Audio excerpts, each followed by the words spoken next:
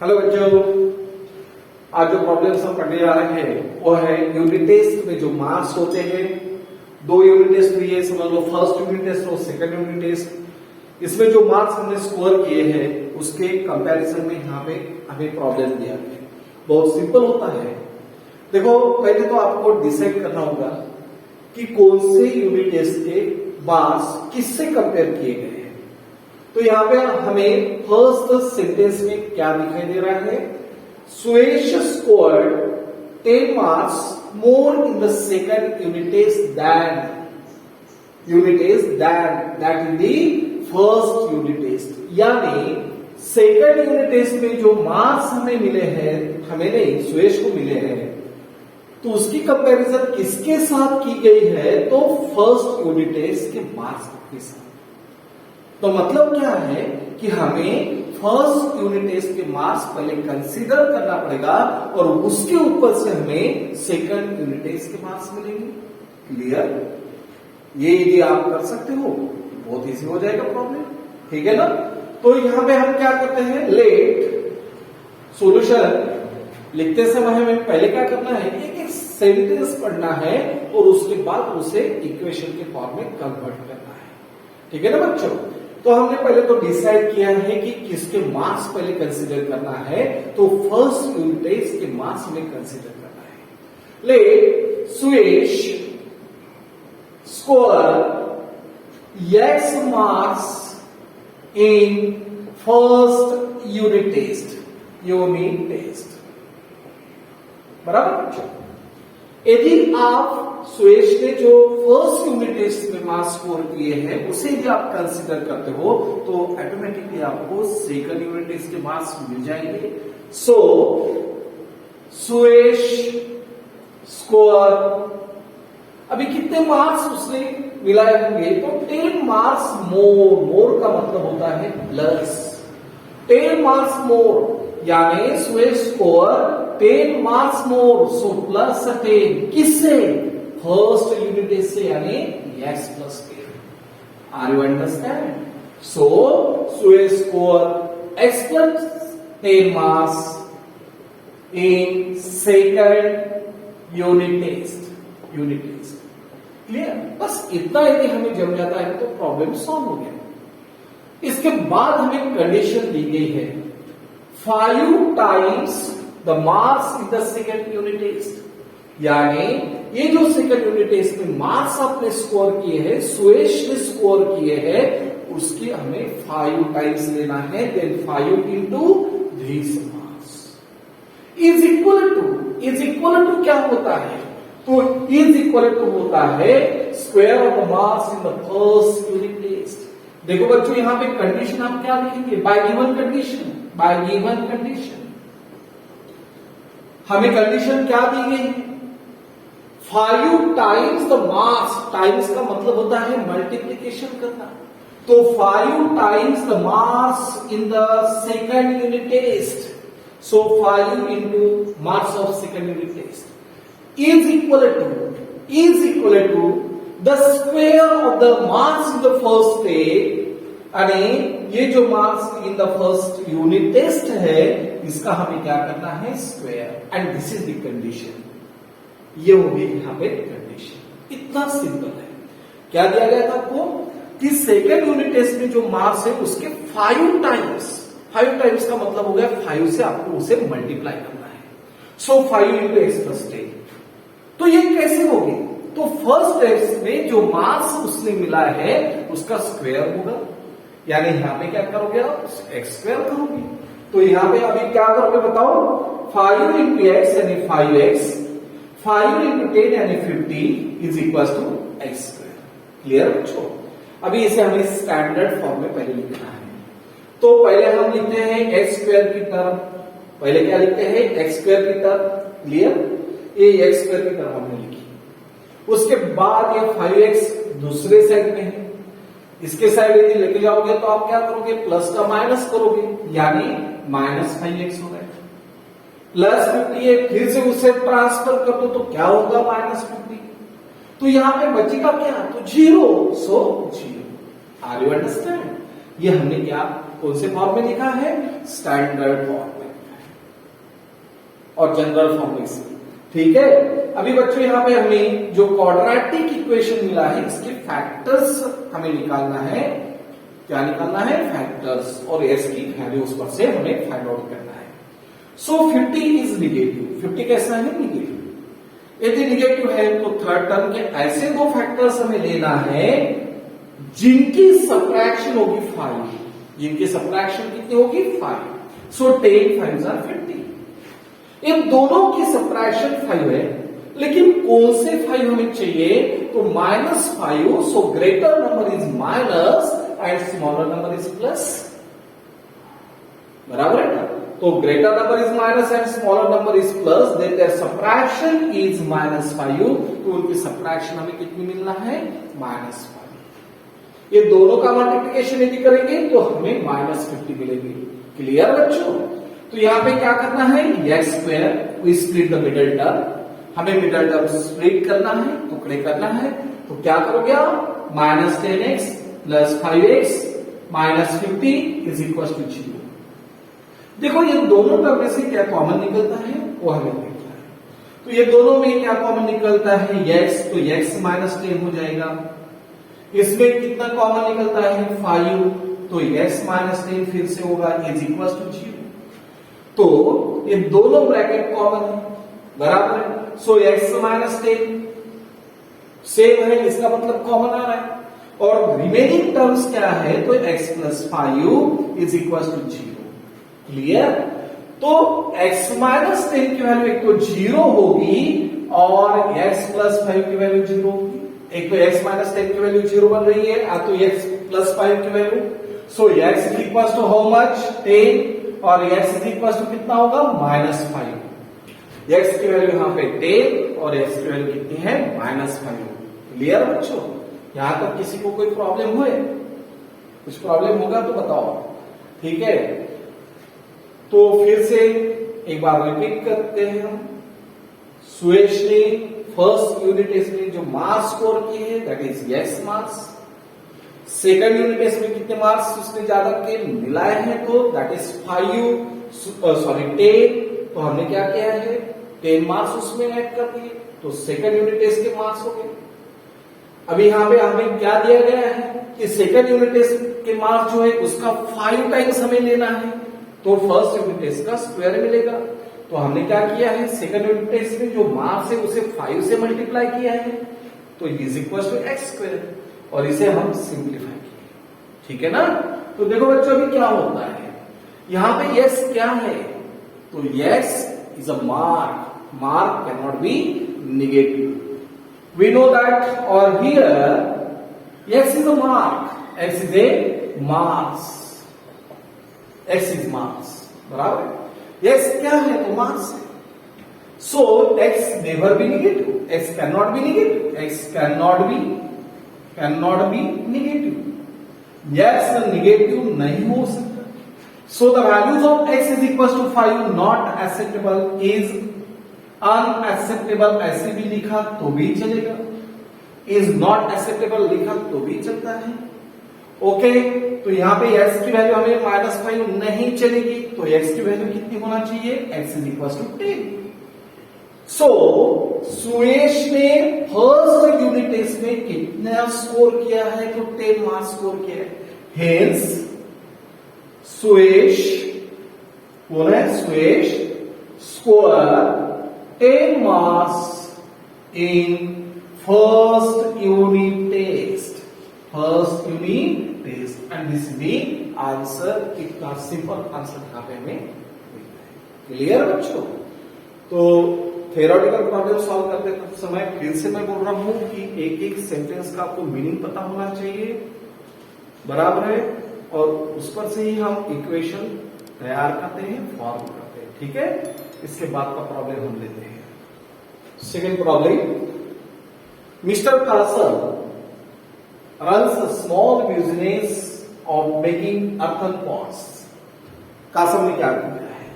एक बिजनेस को दौड़ा दिया है, यानी चालू किया है। रंस का मतलब दौड़ाना नहीं है यहाँ पे, तो चालू करना है। ठीक है ना?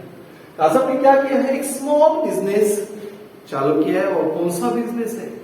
तो मट्टी के जो कटोरे होते हैं ना उसे बनाने की। उन सब मट्टी का जो कटोरा होता है ना, उसको बनाने का एक बिजनेस उसने स्टार्ट किया है। तो अभी क्या होता है, he makes certain number of pots in a daily basis. भाई उसे भी कमाना है तो वो क्या करेगा कि डेली के तो बर्तन बनाएगा, बराबर है, कटोरे तो डेली के बनाएगा ना, एक बना के छोड़ देगा क्या? नहीं, डेली के कुछ ना कुछ तो अर्थन पॉट्स वो बनाने जा रहे हैं, ठीक है।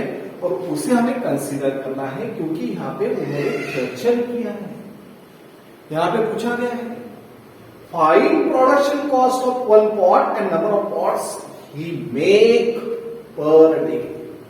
यानी यहां पे हमें क्या करना होगा कि पहले नंबर ऑफ पॉट्स कितने वो डेली के तैयार करता है वो पहले कंसीडर करना होगा, उसके बाद हमें क्या मिलेगा, तो उसके बाद production cost of each pot. फिर से बोल रहा हूं मैं बच्चों, यहां पे किसकी कंपैरिजन किसके साथ दी गई है ये देखो। तो प्रोडक्शन कॉस्ट की कंपैरिजन किससे दिए है, तो नंबर ऑफ पॉट्स से। यानी जब तक आपको नंबर ऑफ पॉट्स पता नहीं चलेंगे तब तक आप प्रोडक्शन कॉस्ट नहीं निकाल सकते। तो इसलिए हम पहले क्या कंसीडर करते हैं, तो let Kasar, mister Kasar make X earthen pot per day, X earthen pots per day। यानी कासर ने क्या किया है, X earthen pot तैयार किए हैं एक दिन में। सो then the production cost of each earthen pot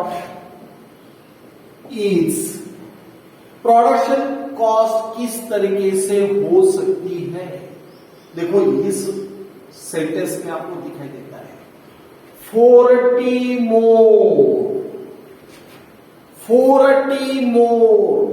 मोर का मतलब होता है प्लस, 40 मोर यानी प्लस 40 देन किससे, देन 10 टाइम्स। यहां पे हमें दिया गया है 10 टाइम्स, 10 टाइम्स का मतलब होता है 10 इंटू, टाइम्स का मतलब मैंने पहले आपको बताया कि मल्टीप्लीकेशन लेना है। तो 10 टाइम्स यानी 10 इंटू क्या है, तो total number of pots. So total number of pots कितने, x, सो 10x। तो ये क्या हो रहा है, तो production cost of each earthen pot is rupees, इसे हमने रुपीज में कन्वर्ट किया है, इज रुपीज 10x प्लस 40। ये जो 10x प्लस 40 है किस तरीके से आपने फाइंड आउट किया पता है आपको, 40 मोर, जैसे 40 मोर बोलते हैं वहां पे दिया गया है तो प्लस 40 हमने लिया है। देन उसके पहले की टर्म क्या होगी, देन किससे, 10 times the number of pot, so 10 into x। तो इस तरीके से हमने प्रोडक्शन कॉस्ट फाइंड आउट की है। अभी देखो कंडीशन क्या दी गई है, if production cost of all pots is ₹600। देखो बच्चों आपने क्या किया है, समझ लो बूंदी के लड्डू बनाने के लिए लिया आपने, और एक बूंदी का लड्डू आपने ₹5 का रखा, कितना प्रोडक्शन कॉस्ट होगी, ₹5। अभी प्रोडक्शन कॉस्ट ही निकालना है, ठीक है ना बच्चों।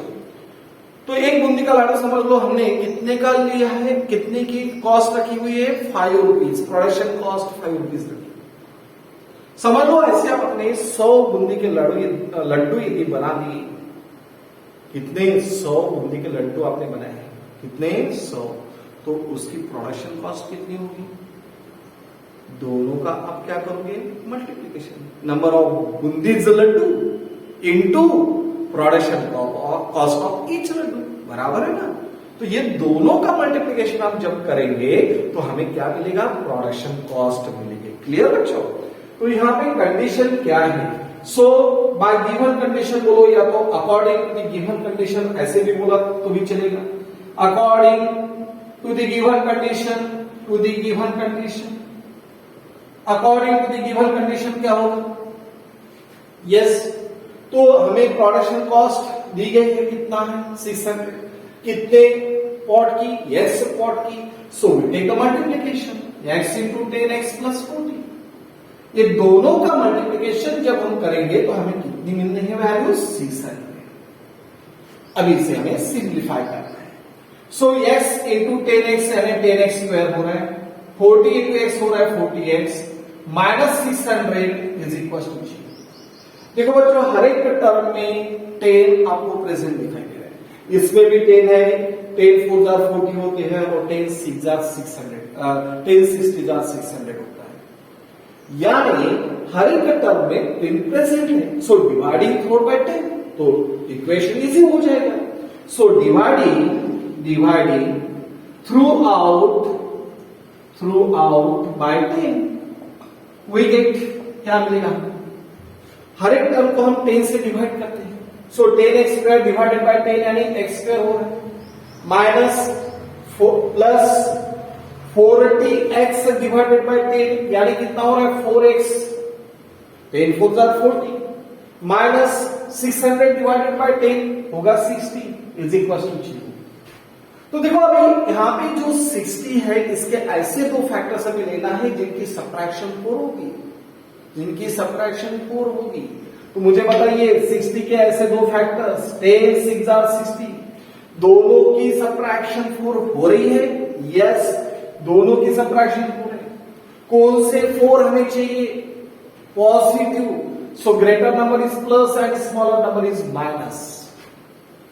क्लियर बच्चों? तब जाके ये दोनों का मल्टीप्लीकेशन हमें माइनस 60 मिलेगा और यहां पे आंसर कितना मिलेगा? 4। क्लियर? सो x स्क्वायर, अभी हमें इसे क्या करना है? स्प्लिट करना है। तो plus 10x minus 6x minus 60 is equal to 0। देखो बच्चों, यहां पे क्या होता है? क्या कॉमन निकलेगा? x is the common term, then x plus 10। यहां पे क्या कॉमन होगा? तो माइनस 6, तो यहां पे क्या रहेगा? फिर से x plus 10 is equal to 0। So x plus 10 in the first bracket हमने कॉमन निकाला है और यहां पे होगा x minus 6 is equal to 0। So x plus 10 की वैल्यू होगी 0 और x माइनस 6 की वैल्यू 0 होगी। तो x की वैल्यू कितनी रहेगी? माइनस 10, या तो x की वैल्यू क्या होगी? 6। लेकिन x क्या है? Number of earthen pots. Number of earthen pots cannot be negative, but number of earthen pot cannot be negative. Number of earthen pot कभी भी negative नहीं हो सकते, कभी negative नहीं रहेंगे। तो मतलब क्या हो रहा है? नंबर ऑफ earthen pot यदि कभी negative नहीं है तो इसका मतलब x की वैल्यू माइनस 10 चलेगी हमें? No. So x is equal to minus 10 not acceptable, ये एक्सेप्टेबल नहीं है। इसे हम इज अनएक्सेप्टेबल ऐसे भी लिख सकते हैं। तो x is equal to minus 10 not acceptable नहीं है, तो x की वैल्यू कितनी होना है? 6। x की वैल्यू हमने 6 यहां पे कंसिडर की है। तो देखो बच्चों, यहां पे हमें प्रोडक्शन कॉस्ट ऑफ 1 पॉट पूछा गया है। Production cost of 1 pot, so क्या होगा? Production cost of 1 pot is equal to क्या होगा? तो दैट इज यहां पे production cost of each earthen pot है। तो 10 इंटू कितना होगा? 6। 10 इंटू 6 प्लस कितना होगा? 40। 10 इंटू 6 प्लस 40 और ये होगी cost, that is rupees. So rupees कितना होगा? तो 100 रुपीज ईच पॉट की कीमत होगी। 10 6 जार 60 प्लस 40 यानी कितना हो रहा है? 100। और यहाँ पे number of pots he make per day, तो प्रोडक्शन क्या होगा? कासम में x अर्थन पॉट, यानी कासम, मिस्टर कासम मेक कितने पॉट बना रहे हैं? तो 6 पॉट में 6 pot earthen pot per day. Clear बच्चों? तो इस तरीके से हमें ये प्रॉब्लम सॉल्व करना है। ठीक, ओके। इसकी प्रैक्टिस आपको करना है। यदि थ्योरेटिकल प्रॉब्लम्स ठीक तरह से आप सॉल्व कर पाओगे तो 4 मार्क्स आपको मिल जाते हैं बोर्ड के एग्जाम में। ठीक है बच्चों।